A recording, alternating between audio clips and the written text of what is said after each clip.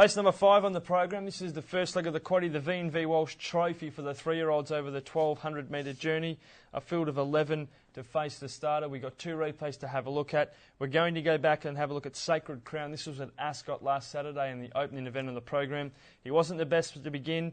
He tracked up behind the leader for Patrick Carberry, looked the winner, but Comparison was able to just grab him over the final 25. Very impressively. Pike now sits down to ride out ready. Sacred Crown's about to level up. They're a length clear of Comparison. Sacred Crown hits the front, wants to roll in. Comparison's pegging it back. It's Comparison and Sacred Crown. They beat off Redditch. Sacred Crown lifting from Comparison. Comparison, Sacred Crown. Comparison got the dive. It's a genuine animal, Sacred Crown, Matt. He continues to race well. A change of tactics there last start. He looked to just begin awkwardly when Patrick Carberry necked him at the start and asked him not to begin, and he probably overdid it a little bit. He picked up well and had a beautiful run back on the inside, got all the shortcuts, and on face value, he probably didn't run the 14, did he? No.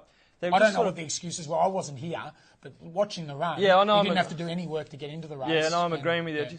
He just sort of, they just had to work on him the whole way just because they did elect to ride him back, and when they wanted to go back, he's a very relaxed horse and he relaxed too much. And then from that point on, he was just at him the whole way to get him up there, and then Comparison just had the last crack at him. But he tries his hardest. Back to the 1,200 certainly will suit.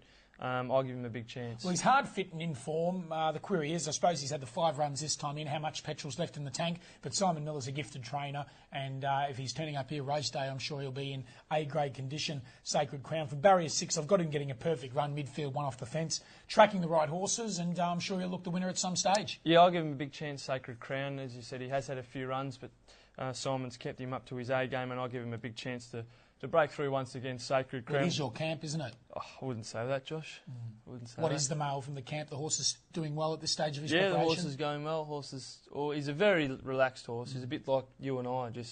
We just keep on ticking over, we just front up and do our work. Like his trainer. Yeah, just do it all properly. Anyway, let's go back and have a look at Velura. This was on debut on the 27th of March, dead heated with Peachtree, who we saw disappoint on Wednesday. Had no luck whatsoever. Velura's drawn barrier 11 again on Saturday. Other horses out of the race. Regal Street was in 3rd place. Ella Rose in 5th. And Ramita finishes 9th after settling just behind him.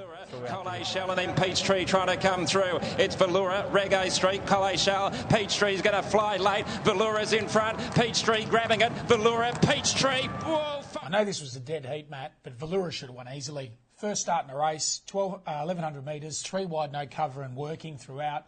And stuck the nose down on the line to share the prize. Although it was a massive win, I think the experience would have brought her on a lot. I'm a big rap on this horse. I know she's drawn barrier 11. I think they'll run along enough for her to find some cover. We've got the services of the Wizard William Pike, and I think she's going to be the horse to beat, number 8 Velura. 2 Regal Street had every possible chance. 7 Ramita seemed to have his chance. Ella Rose was very good first up.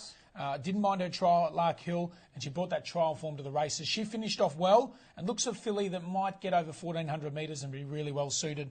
But I'm, as you know, I'm a big fan of Velura from the trials, and I don't think she could have done much more on debut. No. Yes, Peachtree subsequently got beaten midweek, but it could have been excuses. I think you can forgive them for one bad run. I think the real Peachtree from its form in Victoria, she'll come back and win a Saturday race again. So in my mind, Velura, the horse to beat. All right, a few of the other runners, Josh. Don't Rock the Boat. This son of Vane Rancher, it was a super effort in the Karrakatta Plate. Then in the Size Produce, he didn't get everything going his way. He returned, and for mine was a little disappointing. Looks a horse that does have plenty of ability, but didn't show it last campaign. He ran a cracker first up last time in behind Demonic Age. He gets back. He does a lot wrong. The blinkers come off. His trial at Lark Hill, he was back and wide and had a very easy time from Peter Nucky. On his trial, he looks to come back well. But again, he's going to get back and have to give these better horses a start. And in my opinion, around Ascot, you're giving good horses a start, you've got to be pretty good to run them down. So I think he's a place chance. First up, Don't Rock the Boat. And look for him when he gets to Belmont, maybe over 1,400 and a mile. He might end up being a Belmont Guineas horse in the long run. I think the track will definitely suit him. Two horses I'm keen to talk about, Matt. Freshened up. This O'Reilly breed, it's the last Tycoon Courser. Fresh. Love them fresh. Forget she went around the champion filly. She did all the work. She can improve for Jason Brown and Jim Taylor. And our old fella, like this horse, progressing well. His win at Albany was massive. He was back wide, no cover, and went whoosh. And at Pinjarra last start, he just lost Regal Miss when she sprinted. The blinkers go on, might sharpen him up. This is a really good race, Matt. What do you know about Halo Homewrecker, the sire of our old fella? Not a lot. There was a couple in Victoria that used to get up over 2,000 metres and run a trip. So I believe this guy will get even better as the distances get longer. Another horse, Wizard's Point. He's had 3 runs back in unsuitable races, and his runs haven't been disgraceful. No. In my opinion, he's the world's toughest 2-year-old. He's even tougher than his father, Oratorio, and he was a tough 2-year-old. He had 14 runs as a 2-year-old.